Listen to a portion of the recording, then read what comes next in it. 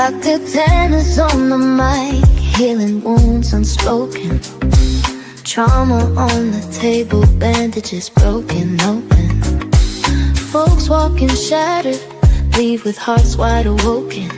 Transformed through the pain, from the dark to the golden. Traumatic makeover, she's guiding through the fire. With every word, lifting spirits higher. Changing lives, setting souls on wire. In her eyes, the strength to inspire.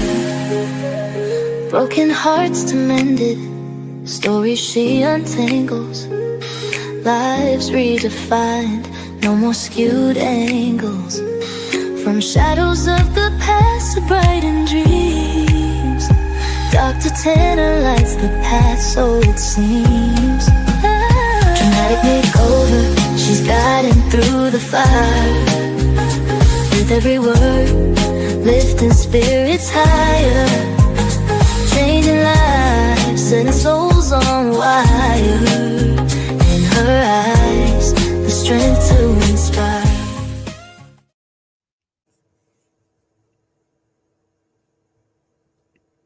Good evening, good evening, good evening, good Saturday evening.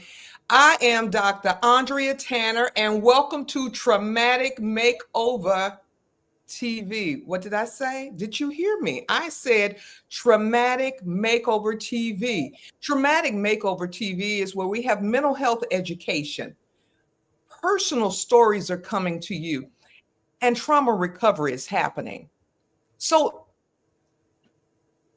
I know it's a Saturday. I know you may be out at Walmart, hopefully not Target, but you're out there somewhere. If not, and you're at home, please give me a few minutes because this is so important. It will change your life. I guarantee you it will be traumatic for you, and it probably will, in time, be a makeover. Traumatic makeover. Tonight, I have a very special guest. Her name is Pearl Jessie, and she's from Beaumont, Texas. And Miss Jessie is a licensed professional counselor, pretty renowned in her rights. And I want to share, she has given me the honor to host her. From my understanding, you all, she has been asked several times to be on a podcast, but she has blessed us tonight. So let me tell you a little bit about her. Mrs. Pearl Jessie is a 1984 graduate of Westbrook Senior High School. Upon graduating, Mrs. Jessie enrolled in the United States Army from 1984 to 1992 and served in Operation Desert Shield in 1991. During her time in service, Mrs. Jessie was a 76 X-ray. It says X, but I was military as well, so we know that X stands for X-ray. Substance specialist. She was a 96 Yankee, a supply clerk. She was a 91 Lima, administrative specialist, and a 94 Bravo cook. Mrs. Jessie is a graduate of Texas Southern University, where she obtained her master's in education in 2007. While there, she worked for the Michael E. DeBakey Veterans Affairs Hospital in 1998 to 2010. When she opened the Jefferson County Vet Center for veterans returning from war and remained until 2014. Mrs. Jessie is licensed, as I'd said before, by the state of Texas Behavioral Health Executive Council as a licensed professional counselor. She became the owner of Pearls of Wisdom Counseling Service, PLLC, in 2013, and the owner of the very beautiful Puppies and Pearls, established in 2020. She is personally invested in aiding those in need and does so by volunteering with the American Red Cross and the Citizens in Action Police Academy. Mrs. Jessie also is the mother of one child and is the youngest of 9 in her family. She is married to a very fellow veteran. She's gifted in empowering and uplifting those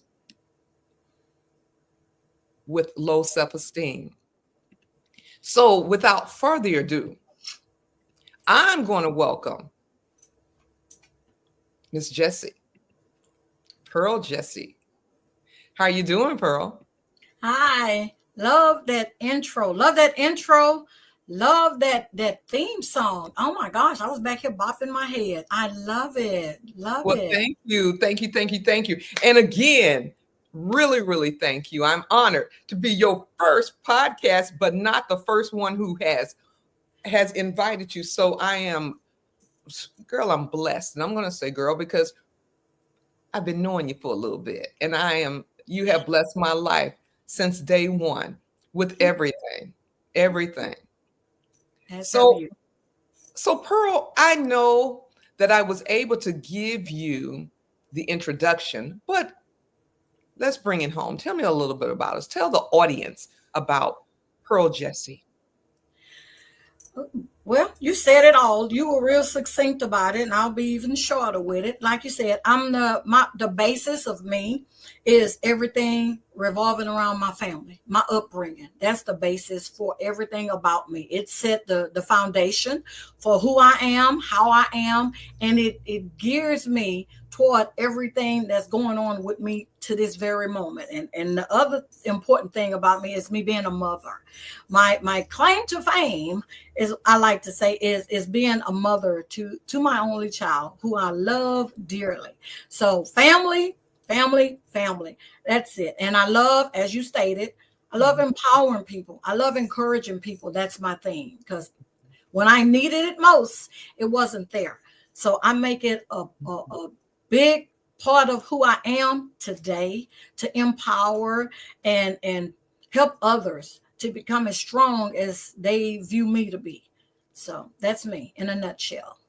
Well, it was a walnut, if it's a nutshell, because it was large. And the reason why I say that, because Traumatic Makeover TV is all about, first of all, mental health education. Right.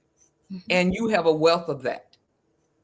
I know that it is hard to get you get an appointment with you because you're speaking. You're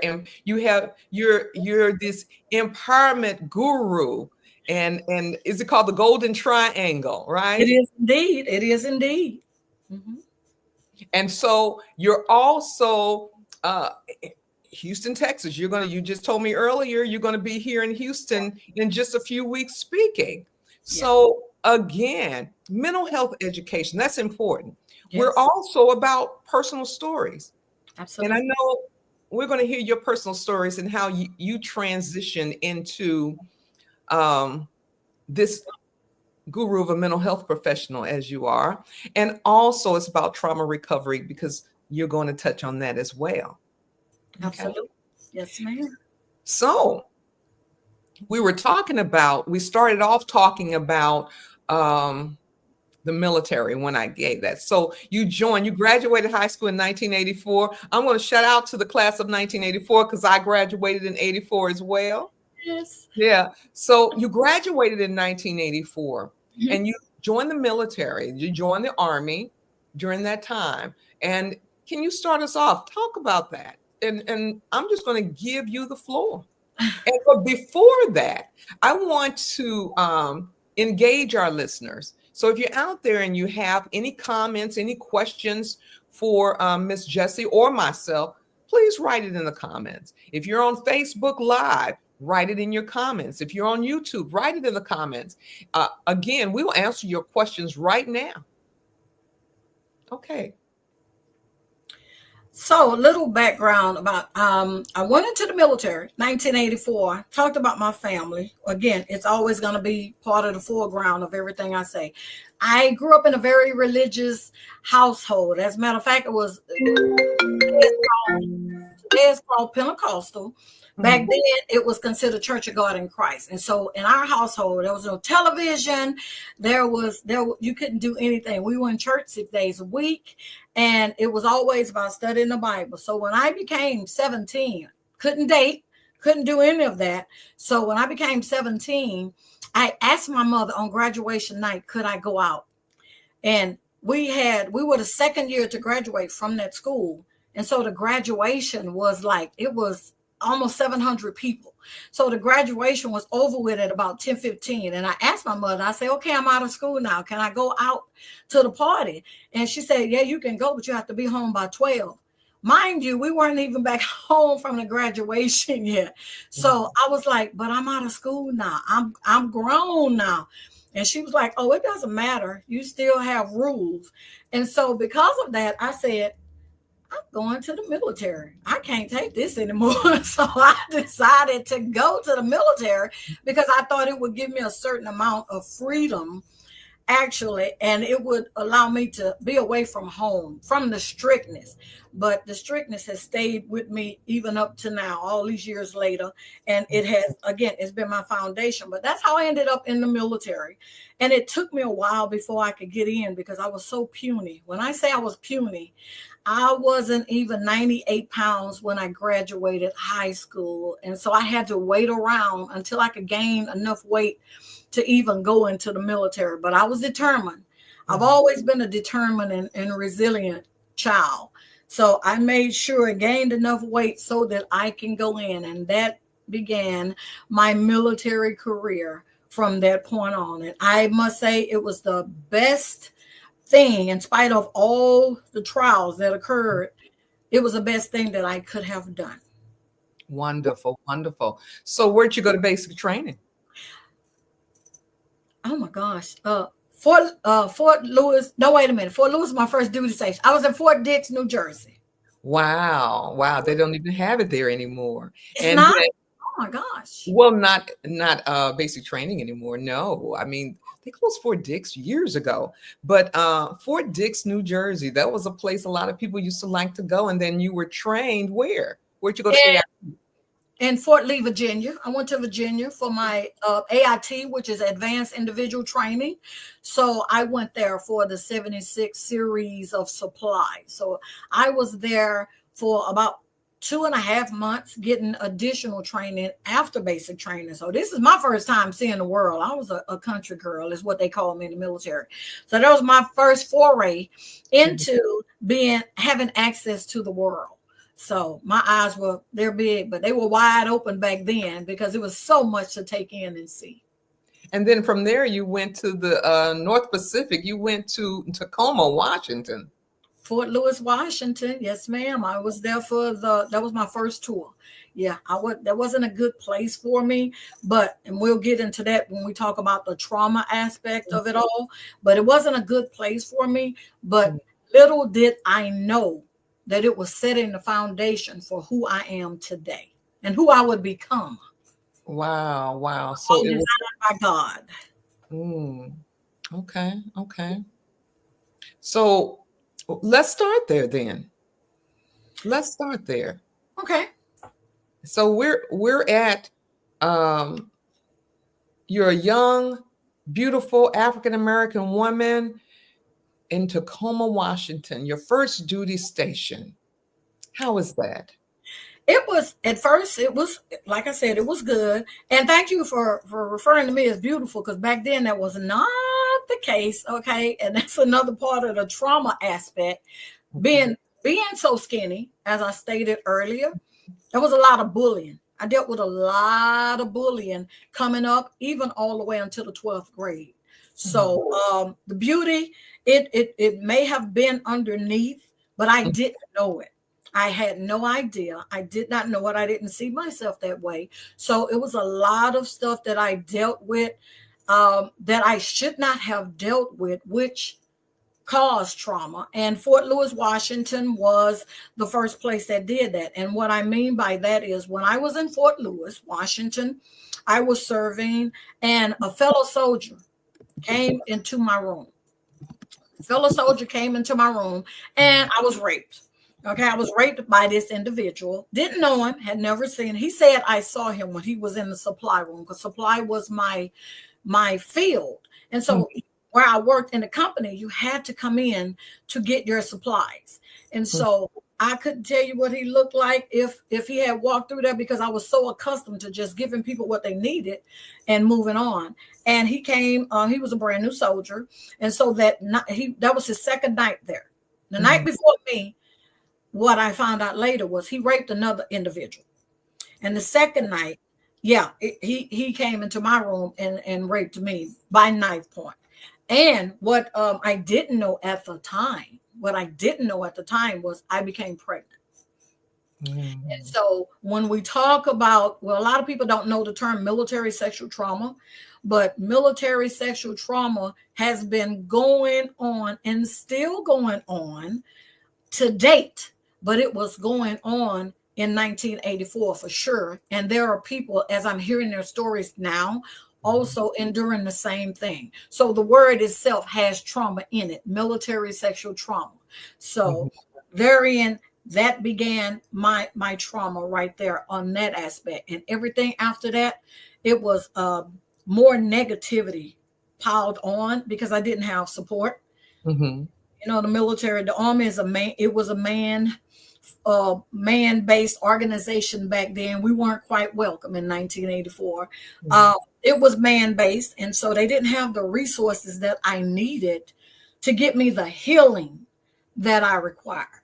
And so it was sorely lacking. So everything about Fort Lewis, Washington was negative for me as a result of that one incident. And that's how trauma is. One traumatic incident can determine the course of your life and affect you in ways that it's hard to explain to a layman, especially if someone has not endured their own trauma.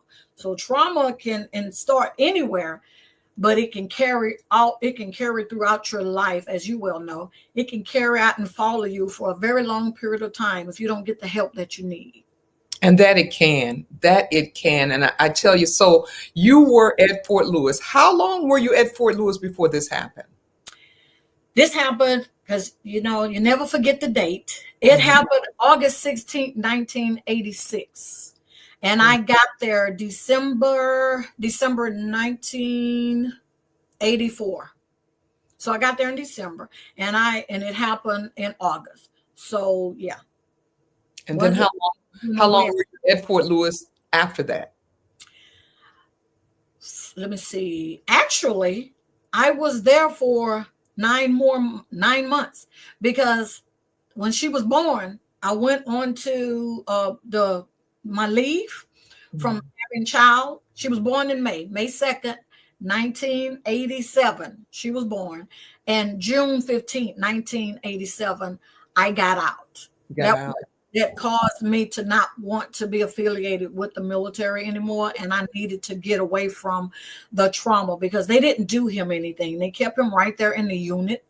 And I had to see him every single day. And when I tell you the trauma intensified because of the fact that he knew what happened, he made my experience even more traumatic. And there was no village, no support system, and the powers that be just swept it under the rug. So yeah, I left 1987. I couldn't get out of there. That's what I was going to ask you. Was it reported? And it sounds like they didn't do anything. They didn't do a thing. They did not. They actually put him on extra duty, so that I had to see him every day. They put him on extra duty with him cleaning the barracks and everything. So it was constantly thrown in my face that the person that traumatized me. So it to me, Dr. Tanner, it was all the men that were involved. My CO, my first sergeant, my sergeant, because all of them knew.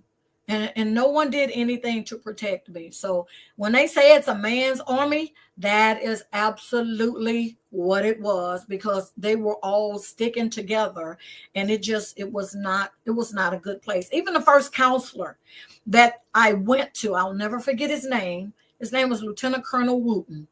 And he's probably gone by now because he was old back then. He shouldn't have even been on counseling because he was way too old. But the first thing he said to me was, "Why are you still talking about it? Get over it." Wow. That was his response. And so that put a very negative connotation on counseling for me. And I never wanted anything else to do with counseling as a result of that, because I felt like that's what counseling was about. And I didn't want anything to do with counseling. Wow. Well, we have, before I go on, I want to, I know there's someone out there commenting, Deborah Antley. Welcome to the show, Deborah. And thank you for supporting us. And she is saying so true. She's hearing your story and she's saying so true. And so if you're out there and you're a military or a military woman veteran, chime in. Yeah. What do you think about this situation that we're talking about? Is there multiple situations that you know of? Did you go through that? Do you have a friend that have gone through that? Do you have a child who may have gone through that? Let us know. So I'm hearing negative impact. Military let you down. Absolutely. The military and the system, the culture let you down. Truly saying they were not equipped. And I don't even know at the time wanted to be equipped in that area. That was a time of a big transition of more women coming in the armed forces than ever before. That transition. I came in 86. Well, I went to basic training in 85. So just about a year or so after you had joined. So go on, tell us about the impact and how it, because you're telling me a child was born out of this. Absolutely. And that was another traumatic experience to have. At that time, I was 20 years old. I was absolutely 20 years old, country, never been away from home before. So all of that was new to me. And I didn't have, again, my village was here. And growing up in that religious household, I didn't want to tell anybody what has transpired because I was still grappling. I was still grappling with the situation myself. And so I didn't have anyone I could confide in to tell about that. So I had to carry all of that. And as you well know, trauma, when it sits on you heavy. And it has a propensity of taking others hostage. I own this. I own my behavior. I wasn't the mom that I should have been because my trauma would not have closed me off. And I was emotionally hostage. And because of that, I was also taking others emotionally hostage because I did not know how to deal with my feelings in a positive way. As a result of me shutting down, not having anyone to talk to, had absolutely no outlet. And so here's the thing, and I don't tell this part to a lot of people because a lot of people can't take it. He actually got me 3 times. He got me 3 times. Hear me clearly. He got me 3 times. 3 times. So that was more trauma because it made me feel like the dumbest person in the world because I didn't have anyone who I can tell that to. The reason he was able to get me 3 times, and I know people look at me like 3 times. How did he? I had someone near and dear to me when I told that to them was like, how did you let him get you 3 times? First of all, you don't let anyone violate you. That's complete ignorance. You do not let anyone violate you. That's why it's called a violation. Okay, because you don't have the wherewithal to protect yourself. He was able to get me the second time because he came to the hospital. He was supposed to take her. I was never supposed to have her. That was the deal. In Washington State at the time, they did not allow me to give her up for adoption without alerting him. I had to alert my rapist to get his permission to give her up for adoption. And that's when, again, that's when he started making my life a living hell. And I had to alert him. And he said he wouldn't let me give her up for adoption. And he said he would take her. He was supposed to come take her from the hospital. He came to the hospital. You know, when a woman has a baby, she's, you know, her insides all askew. They're all over the place. He got me at the hospital. In the hospital room? Absolutely. If you can think back now, looking at it now, you would think hospital has security. But we're talking about 1987. 1987. Yeah, he got me in at the hospital. So he did not take the baby. He did not take my daughter. I don't want to call her the baby because she is my absolute favorite person in the world. He did not take my daughter. And so I left with her. I didn't have any alternative but to leave with her. And I left with her and took her home. And the hospital gave him my address because he told them I was never supposed to take the baby from the hospital, which was a lie. And so they gave him my address because he was getting on them because they let the baby go with me and he needed to get the baby from me. And so the third time was when he came to my house. Well, thank God for HIPAA today. I tell you, I thought it existed then, but thank God for it today. Absolutely. Yeah, because they had no right to give him my address. They didn't know the situation at the time. And so by giving him my address, they thought they were doing something because I was not supposed to take her. But when he didn't, I was not going to leave her there. But again, as I stated earlier, everything was part of God's plan. Little did I know it, but everything was part of God's plan and it works out for his good. But at the time when you're 20, hear me clearly, 20 away from home for the first time, the strength that I have now, the savvy that I have now, the mind that I have now, it was not in evidence at 20 years old. Did your mom and dad know? No. And I hate that my dad died without knowing that. Never. I didn't want the trauma, and I'm going to keep using that word because that's what kept me in the bondage that I was in. The trauma kept my mouth quiet, kept my mouth closed. And I'm from a very religious upbringing. So I thought it was easier for my family to think that I was fast, my mind, that I was fast just to protect what really happened because I thought something was wrong about what happened. So again, this is me keeping silence, keeping all this to myself. So no, I hate that my dad died without knowing that his daughter was not fast at all because I still have my upbringing with me. But I told my mom when my daughter had graduated because I didn't want my daughter to be treated differently by anyone because of what I went through. I already didn't treat her how I should have treated her as a parent. So I put some of that trauma onto my daughter because I did not know better. Yeah.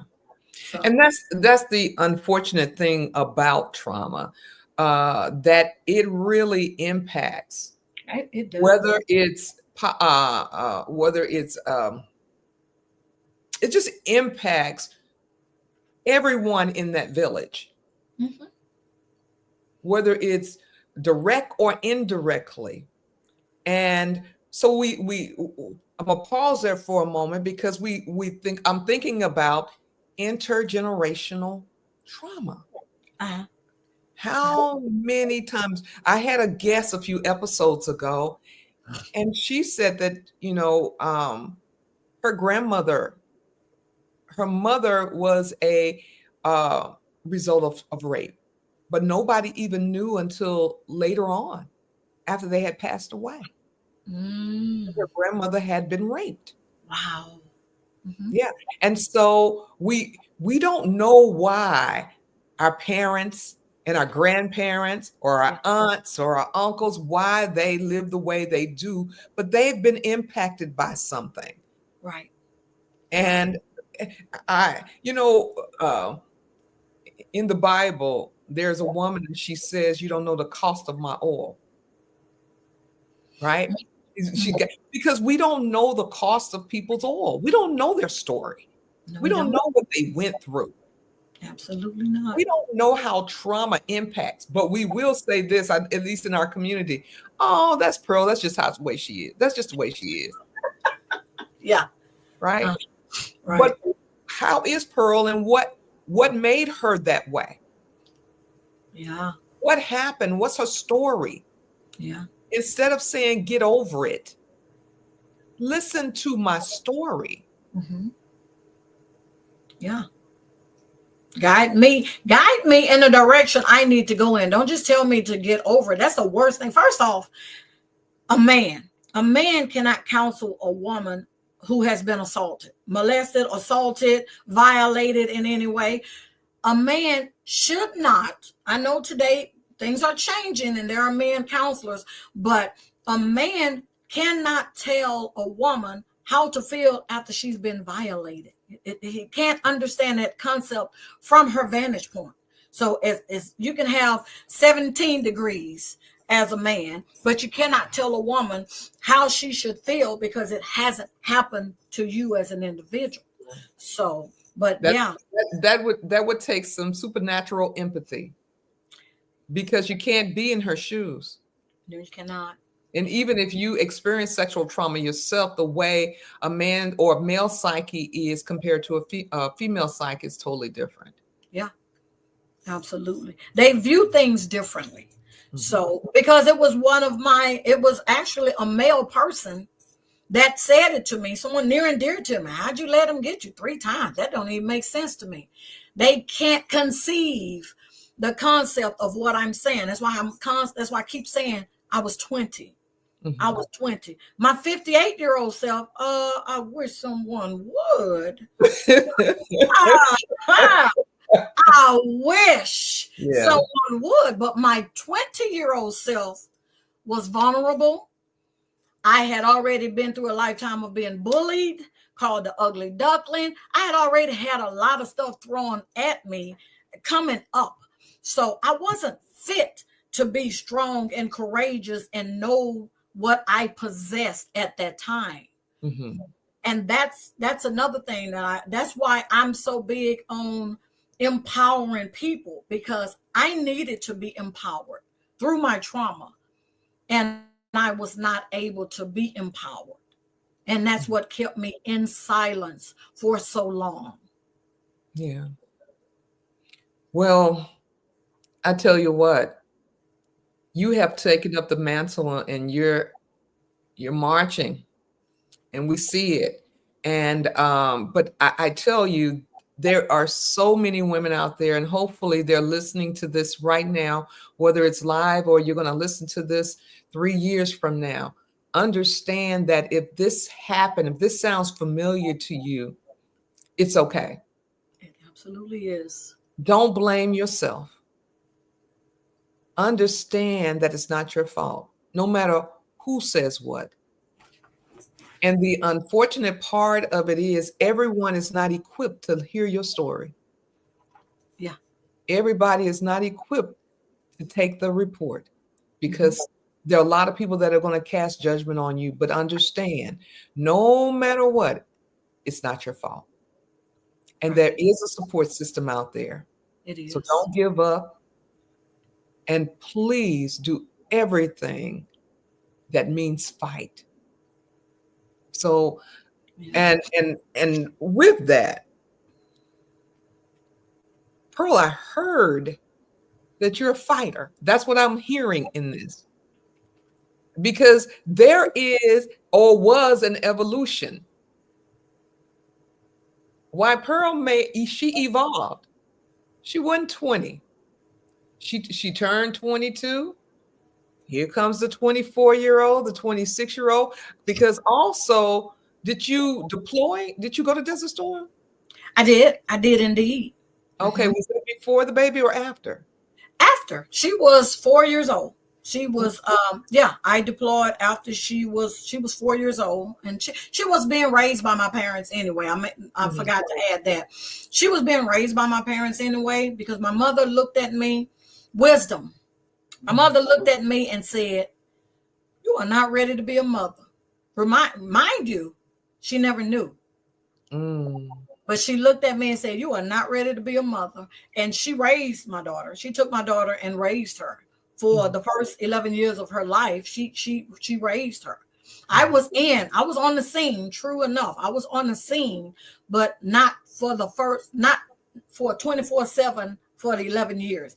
My mother and my father had a big part in raising my daughter. That's why she's so well-rounded, because she has the same background that I have, the same upbringing.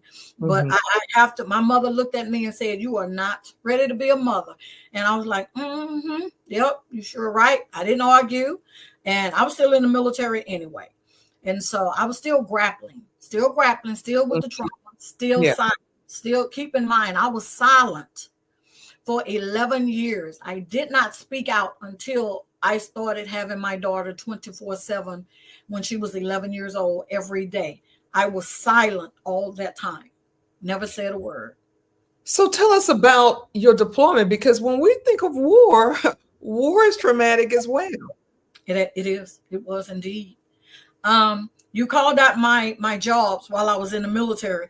The 94 Bravo, the cook. I was not a cook when I went in. They made me a cook in Desert Storm. They stuck me in the kitchen.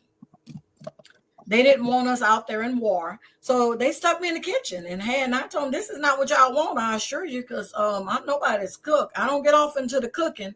So they stuck me into the kitchen. And because I was so rebellious about it, they made me in charge of the baking.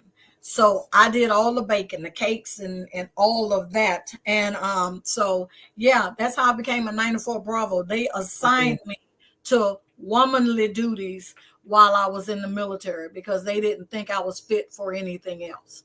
So that's what the war experience was. But I had to run to the scuds in the middle of the night, just like the guys and everything else. And I had to carry my armor on at all times.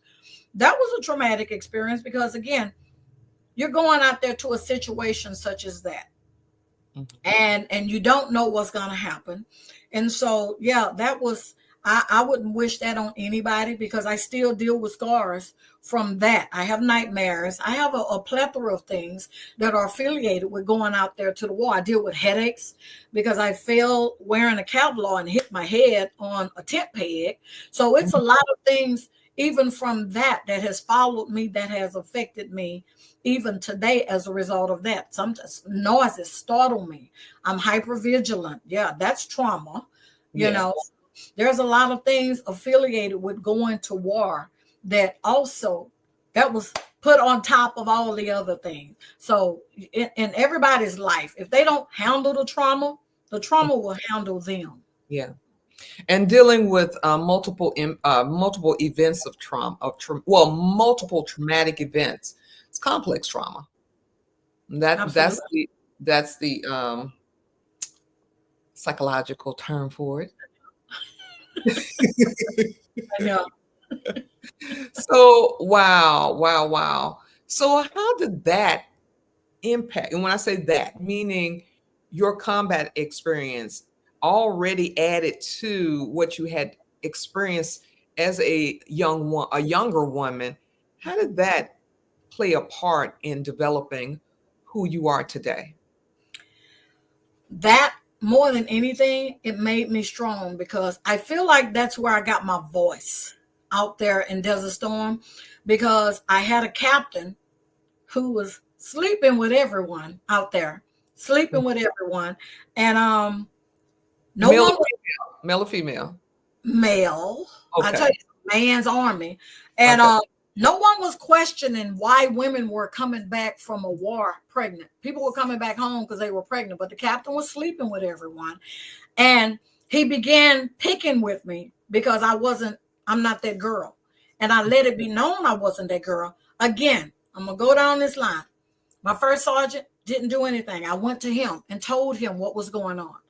My staff sergeant, I went to him and told him what was going on. He literally told me, and I quote, I can't lose my family to support you.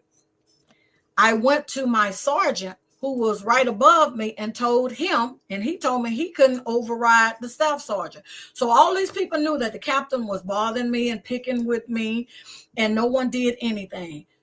But my voice, I became aggravated and angered that this was happening yet again, because this was in this is 1990. I went back into the military. So this was 1990, 91. So I became angry that no one would speak up for me. So I spoke up for myself, and my voice came when I was in Desert Storm because I refused to allow myself to be mistreated by another man. And I stood up for myself, and it caused me to lose my military career. I don't care. I do not care. If that was the price I had to pay, I was fine with that. I was done with them anyway, because you wasn't sending me to another war. So I didn't care about the fact that, but I stood up to him. I literally stood up to him. And back then I was a cusser. I own it. I was a cusser before God got a hold of me. And I told him if he didn't stop bothering me, I would take him behind the tent and beat him like the so-and-so that he was. And for that, I got blacklisted and I wasn't allowed to re-enlist. But I stood up for myself because I was tired of being silent. Remember, I keep using the word silence. My trauma had me silenced. So that was the beginning of my voice, whether I realized it or not. Yeah. Wow. Wow. Wow. So in a sense, you got elevated. I did. Empowered. We'll use the word empowered. Yeah. Yeah. Yeah. I got empowered. Yeah. But for those people down there, it was elevated. Yes, I'll take it. Empowered is the word, but empowered is the word. But you took something said, I'm tired of this. Not this one, not today. Exactly. Right? Yeah. Yeah. Wow. And so you left, you said you went back in, you left the military, you came back to Houston, or where did you? No, I returned to Beaumont temporarily. And I returned to Beaumont because, again, remember, my child was here. So I came back to Beaumont, and I stayed here and tried to find employment. And I ended up working for the prison system, another male-dominated organization. I couldn't escape the male-dominated organization. So every time I encountered a male-dominated organization, I kid you not, it doesn't have to make sense to anybody. It makes sense to me. I became stronger. Because it's like I kept being placed in situations where it required me to rev up and have a voice and not be treated any kind of way or mistreated. And again, my trauma had me angry. I was angry because of my trauma, and I was taken hostage. Again, I'm gonna keep saying that because I was taken hostage. I was daring. You said what? What you say? Who you talking to? And so I became more and more angry because, again, I wasn't dealing with my trauma. And if you don't deal with the trauma, it will deal with you. And I wasn't effectively dealing with my trauma. So I was in another male-dominated field where I could have a voice, and have a voice I did. And the prison system. How long? 6 years. I was there for 6 years, worked at 3 different prisons. But at this point, I decided I wanted to do something different, and I went to school. I started going to school because I realized that wasn't what I wanted to do. And what I wanted to do wasn't available to me at that time without education. So that I went to school. I started off by I went to school as a result of my grief. My dad died. And so my grief sent me to school thinking I could understand why I was depressed for 8 years, why I was suicidal, why I was just hating. I hated everything about the world. I wasn't feeling religious. And again, trauma on top of trauma. Losing my dad was just something I was not prepared for, because he was the epitome of the very best man I've ever encountered. And so that drove me into an 8-year depression on top of the trauma. So Yeah. I was what they call a hot mess for quite some time until I got tired. Until Yeah. I got tired of the trauma consuming me. I did something different. But I had to get to the point that I realized the trauma was too much for me to bear. It was Wow. too much. Mm. And what was that breaking point?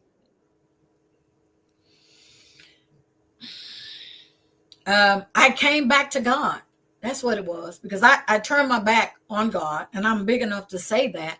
I turned my back on God because I was angry at all the things that were happening to me in life. And so I couldn't understand why so much was happening to me, and I wasn't doing anything. The bullying, the mistreatment, the rapes, the depression, losing my daddy. I just couldn't understand why all these things kept happening to me, and Mhm. the bitterness was just overtaking me too much. And I turned back to God. And in a nutshell, that's exactly what it was that turned my life around for the better. I turned back to God. Awesome, awesome, awesome. Because we know that he says that, a part of us changing and being transformed is the renewing of the mind. And that's That's right. exactly what we do as therapists.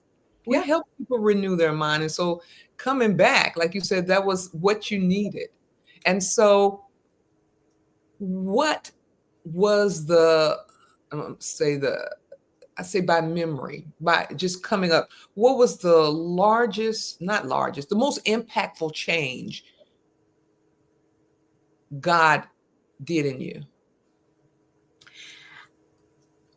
He allowed me to see that what I thought was a negative situation was actually the best situation, because I would not be every trial that I went through, every bit of turmoil, everything that I went through, I would not be the counselor that I am today had those trials not occurred. And Mm, that was when the light came on, and it was like what you went through was never for you.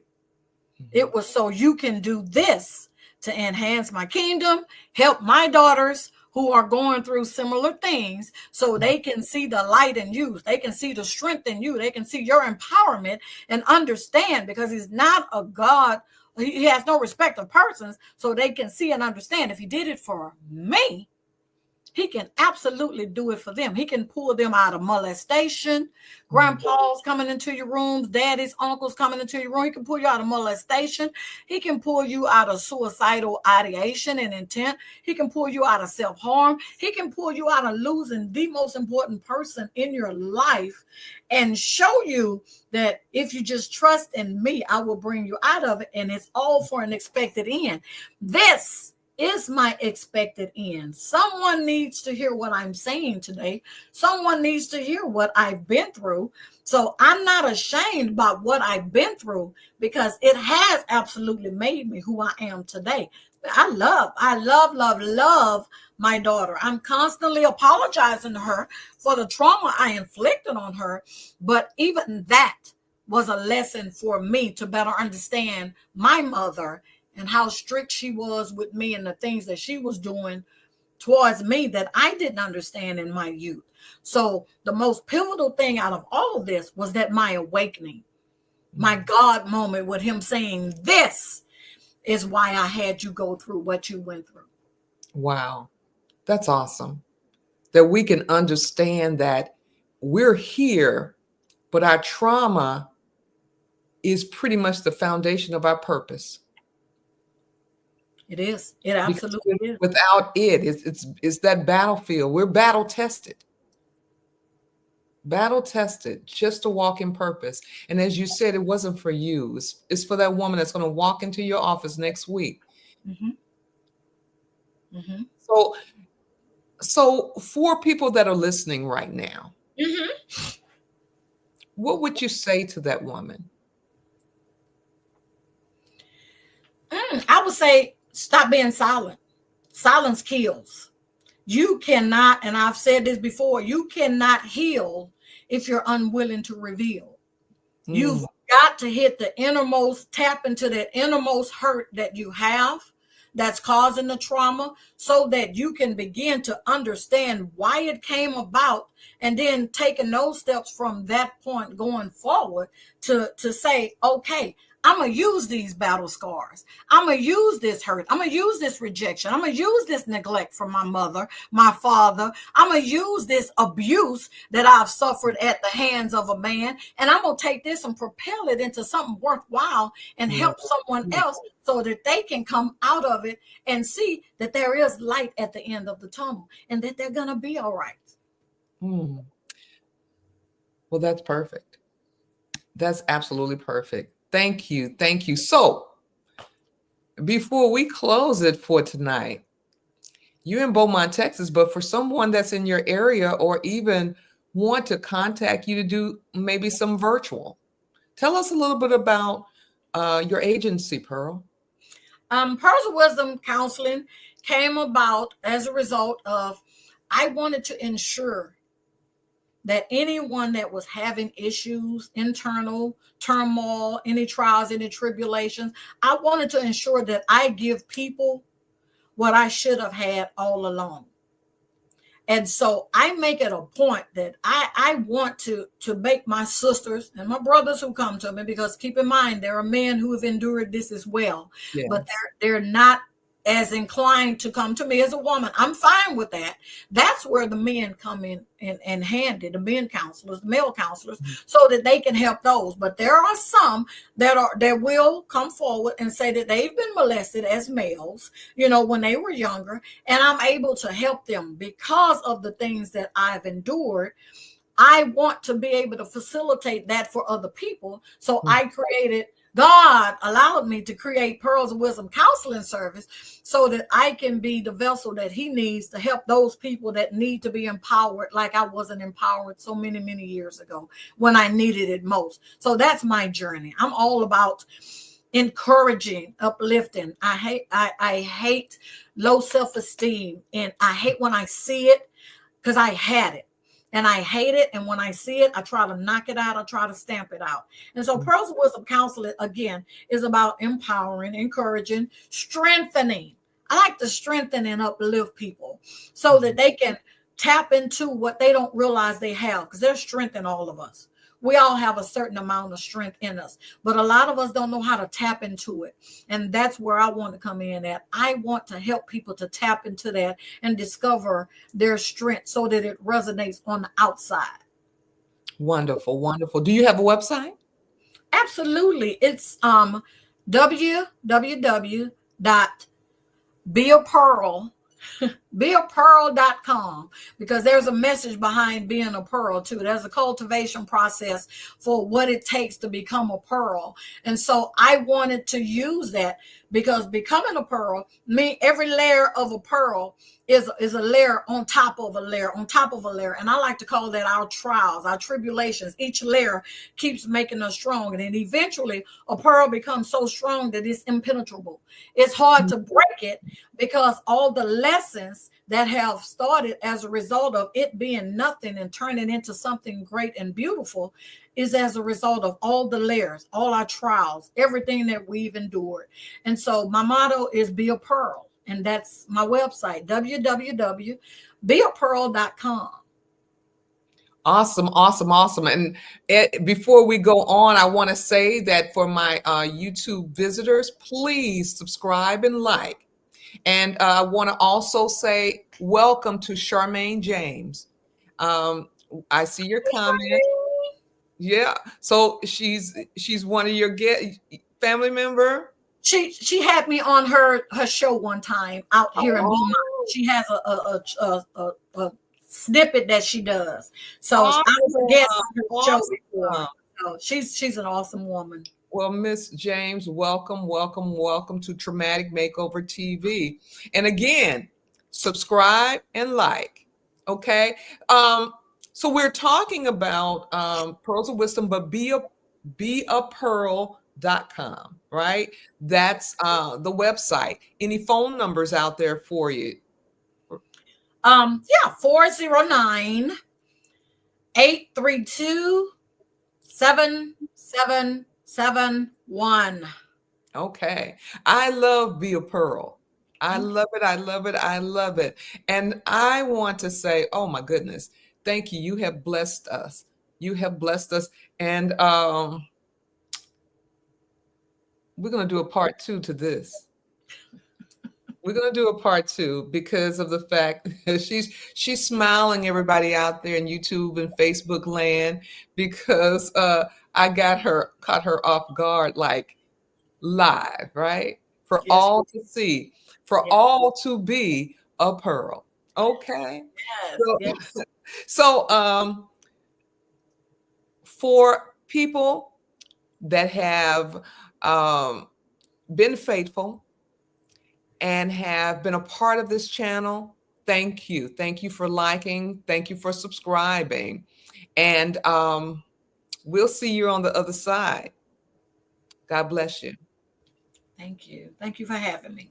You're welcome. Thank you. Again, part 2. Okay. Stay.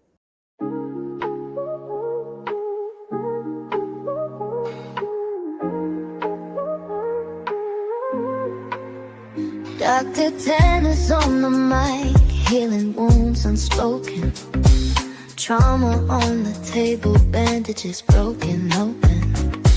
Folks walking shattered, leave with hearts wide awoken. Transformed through the pain, from the dark to the golden. Traumatic makeover, she's guiding through the fire.